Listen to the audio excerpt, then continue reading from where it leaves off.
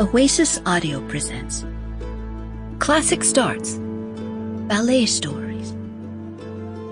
Retold from the classic originals by Lisa Church. Read for you by Rebecca K. Reynolds.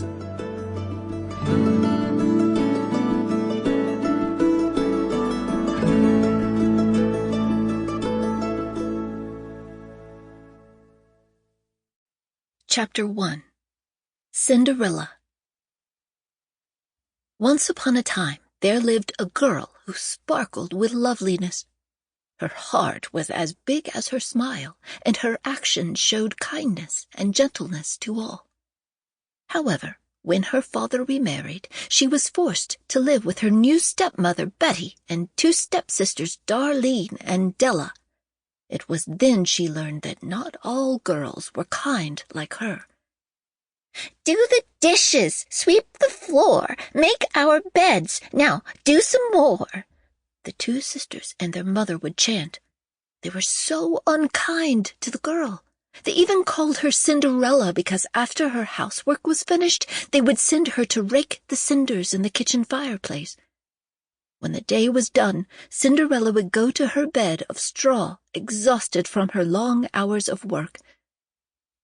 Her stepsisters would go to their rooms, where their beds were made of the softest feathers. They would look in their mirrors that reached from ceiling to floor, thinking of no one but themselves. Yet, no matter how badly Cinderella was treated, she was always sweet and helpful. One day, the prince of the kingdom sent out invitations for a grand ball. It was time he chose a wife. All the ladies of the land were invited. Some of the important men of the kingdom were invited, too.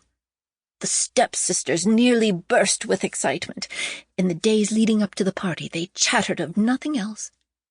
I want to wear my red velvet gown. It's trimmed with lace and pearls, said Darlene in a dreamy state.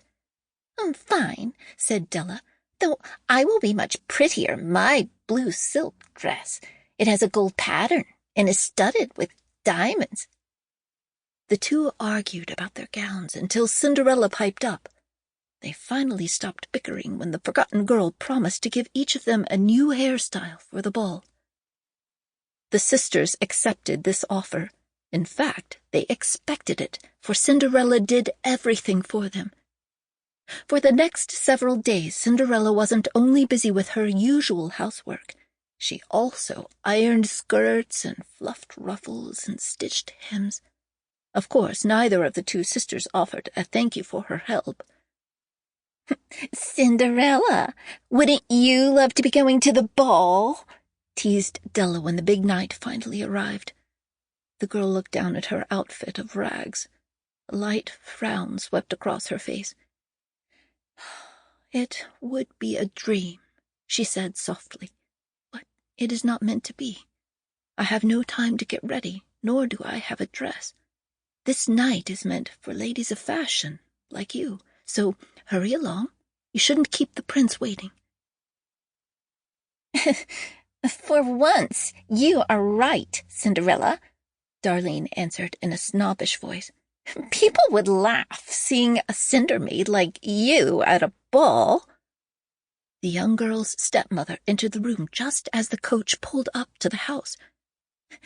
It's time to go, girls. Cinderella, do make use of your time while we are away. You're behind on the washing and ironing, and I think the kitchen floor should be done again. It's not nearly shiny enough.